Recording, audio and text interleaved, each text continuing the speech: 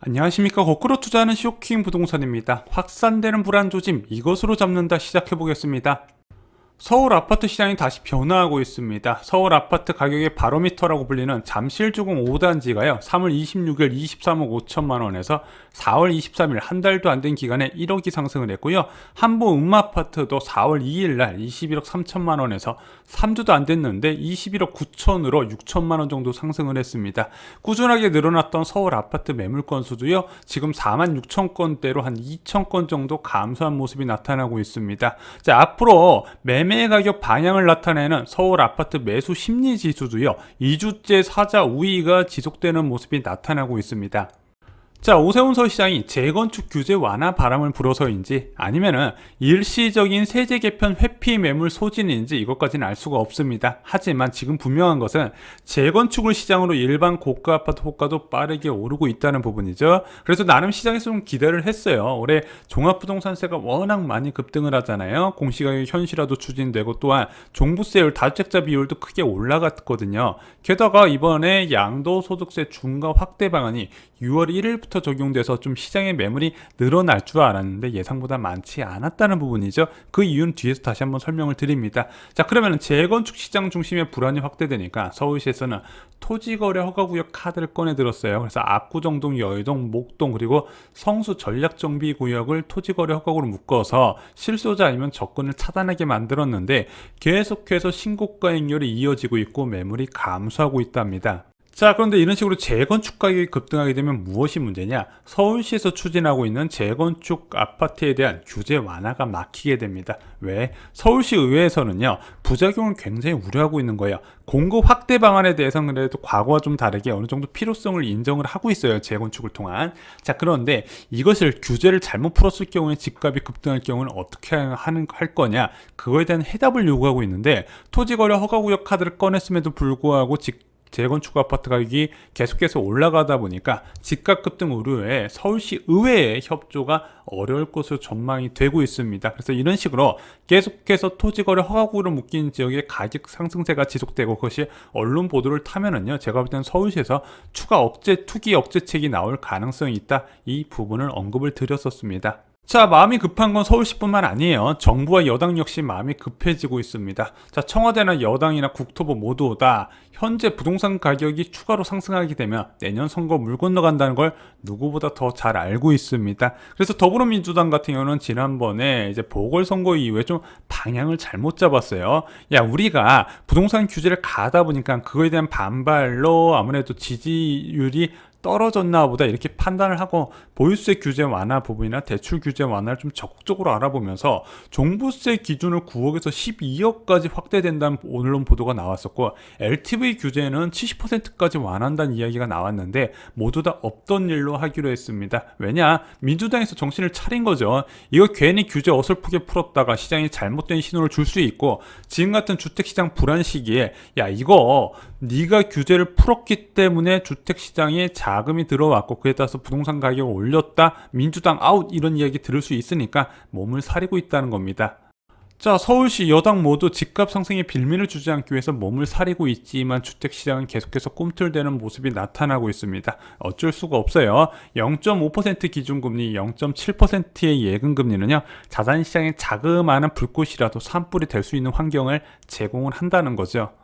자, 그런데 이제 여기서 한번 좀 판단해 볼 부분이 있습니다. 현재 적용된 강력한 규제에도 집값 급등이 가능할까? 주택 수요층을 좀 나눠서 볼 필요가 있다고 생각합니다. 먼저 다주택자 되려는 사람, 난 집 한 채 잘 갖고 있는데 투자로 한 채 더 사고 싶어하는 사람들이 있겠죠. 두 번째, 무주택 갭 투자가 있습니다. 나는 집은 없지만은 내가 갖고 있는 돈 최대한 연끌해서 갭 투자해서 내가 보유 자산의 두세 배 고가 아파트를 취득하겠다. 이런 수요가 지금 굉장히 많거든요. 그리고 이재명 경기도지사가 언급한 대로 지방에 전세 살면서 또는 지방에 월세 살면서 낮은 거주비에다가 이 이득을 보고 모든 자금을 연끌해서 서울 지역에 주택 매수하는 것도 유행처럼 번지고 있습니다. 자, 여기에 더불어서 무주택 실수요자도 있고요. 갈아타는 수요자도 있어요. 자, 그러면은 이런 투자 수요하고 실수요자 규제를 어느 정도 막혔을까요? 한번 살펴보겠습니다. 자, 먼저 다주택자는요 90% 이상 차단됐다고 생각을 해요. 취득세 중과 양도세 중과 아파트 임대사업자 폐지로 작년 7.10 대책 이후에 거래량이 크게 감소했던 결정적인 역할을 했다고 생각을 합니다. 자, 두 번째, 무주택 갭 투자 여전히 시장 유입이 지속이 되고 있어요. 그나마 좀 강하게 적용됐던 거는 작년 11월 31일 날 1억 초과하는 신용대출을 보유한 차주가 이제 규제 지역에 주택을 마련하게 되면 신용대출 회수 방안이 나왔죠. 그것으로 조금 꿈틀대긴 하는데, 지금 맞벌이 고소득자 같은 경우는 이게 차주 단위 규제이다 보니까 이 부분을 회피할 수 있고, 그에 따라서 여전히 시장 유입이 지속되고 있다, 이렇게 보여지는 부분입니다. 자, 그럼 무주택 실수요자는 어떨까요? 여기도 시장 유입이 지속되고 있어요. 그나마 신용대출 규제 강화와 LTV 규제 강화로 좀 이제 상급지에 대한 좀 아무래도 고가 아파트가 많이 몰려있는 지역에 대해서 수요를 억제하고 있지만, 이건 계속해서 지속될 수밖에 없는 구조입니다. 왜 그런지는 아시죠? 금리적인 부분이 영향을 크게 차지한다는 겁니다. 마지막으로 갈아타는 수요자도 있어요. 일단 절반 정도 차단되긴 했지만 여유 자금이 있는 수요자가 계속해서 갈아타는 걸 법적으로 막을 방법은 없습니다. 자, 그래서 이런 것을 종합해 보면은요, 일단 앞으로 거래량이 폭등하기는 어려울 거라고 생각합니다. 과거처럼 서울 아파트 거래량이 뭐 15,000건, 12,000건 이렇게까지 튀기는 어려울 것 같아요. 그래서 10,000건 이하의 거래량은 지속될 것 같은데, 적은 거래량으로도 가격 상승 기대감이 높기 때문에 매도자 입장에서는 거래가 줄었지만 분명히 낮은 가격에 팔 생각이 없는 상황이라는 겁니다. 자, 그럼 이 매도자의 매물을 늘리고 가격을 낮추려면 결국에는 돈의 가치, 현금의 가치가 올라야 된다. 결국에는 금리 인상 방법밖에 없다는 거죠. 지금 주택시장을 가장 떠받드는 주요 축 하나가 바로 무주택 실수요자입니다. 근데 이 무주택 실수요자도 결국에는 이 낮은 금리에 무릎을 꿇을 수밖에 없다는 거죠. 저런 이자 받고 저축할 바에는 집 사서 대출 이자 내겠다, 이렇게 생각할 수밖에 없는 겁니다. 그래서 계속 말씀드린 게 실질 금리를 봐야 된다, 실질 금리를 봐야 된다. 결국에는 부동산뿐만 아니라 증시의 과열, 여기에 더불어서 코인 시장의 과열까지도 결국에는 이렇게 낮은 실질 금리에 문제가 되고 있다는 법은, 그래서 결국에는 올해 중으로 부동산 시장의 고점이 형성될 가능성이 높다고 계속 말씀드리는 이유는 이런 실질 금리에 기반을 하고 있다는 거죠. 자, 그럼 정부에서 할 수 있는 건 없나요?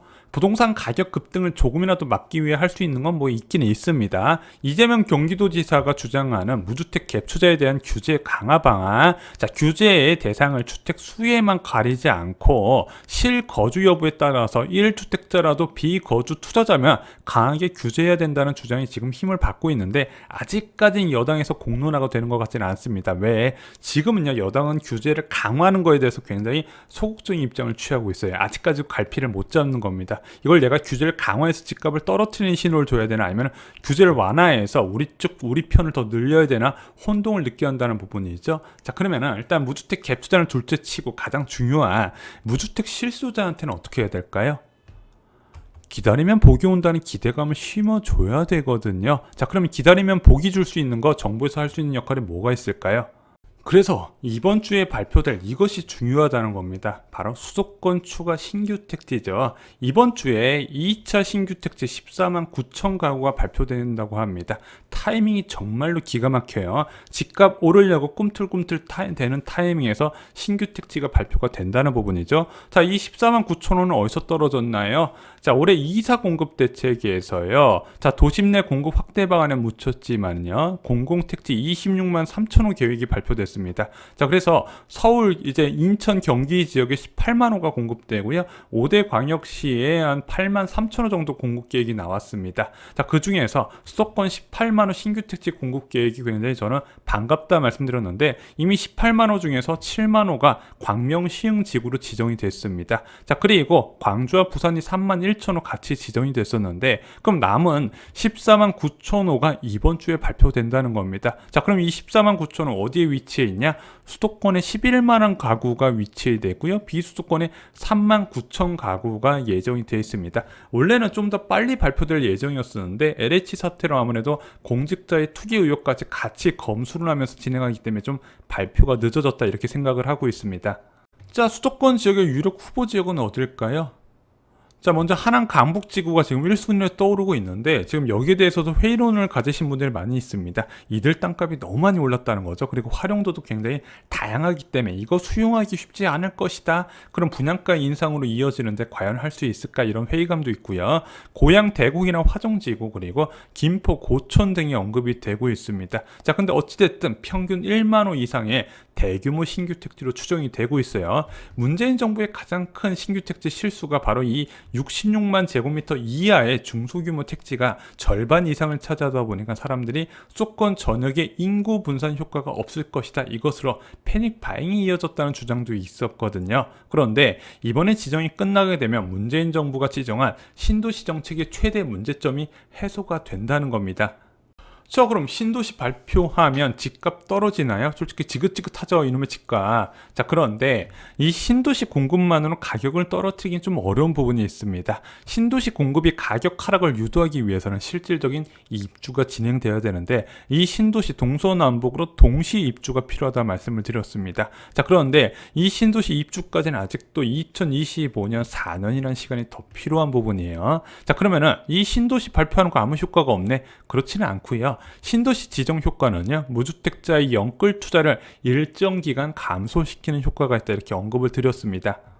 자, 하지만 이것도 결국엔 임시 방편이에요. 결국 금리 인상이 되기 전까지 불안은 지속될 것이다. 저희가 계속 이주랑군의 총재한테 하고 싶은 이야기가 있습니다. 진짜 온 국민이 코인판에 갭 투자에 주식판까지 뛰어들어야 올릴 생각인가, 이렇게 생각이 드는 부분이에요. 자, 그런데 최근에 금통위원들 사이에서 금융 불균형 우려가 커진 것이 지난번 금통위에서 발표가 됐고요. 조만간 아마 회의록을 통해서 공개가 될 것 같습니다. 그래서 이런 금융 불균형, 금융 안정 위협에 대해서 한국은행이 약간 더 매파적인 스탠스를 취할 수 있다는 거 제가 조금 기대를 하고 있습니다. 그런데 제가 정말로 기대하는 것은, 자, 결국 지속적인 물가 상승률이 나와줘야 이 난국을 헤쳐나갈 수 있다는 부분입니다. 자, 물가 상승률 언제 오르냐? 당장 다음 달부터 오르게 됩니다. 5월 3일날, 그리고 한국 시간으로 5월 4일날 발표되는 소비자 물가 상승률 CPI 지수가 2.3%로 정부의 목표치보다 높을 것으로 예상이 됩니다. 야, 그러면은 물가 안정 목표지에서 2% 넘었으니까 기준금리 올릴까? 그럴 것 같지는 않고요. 이준환은행 총재 성향상 2% 넘는 상승률이 3분기까지는 지속이 되어야 된다 생각을 하고 있습니다. 뭐 9월까지는 다 안 오더라도 적어도 7월, 8월까지는 오르는 모습이 나타나야 된다는 부분이죠. 근데 저희가 여러 번 말씀드렸죠. 이 물가 상승률 내년까지 이어지게 되면 재앙이기 때문에 주의를 하셔야 되는데 그럴 가능성도 꽤 높다는 거 염두를 해두시기 바랍니다. 이상으로 쇼킹 부동산 마칩니다. 좋아요, 구독, 공유 꼭 부탁드립니다. 감사합니다.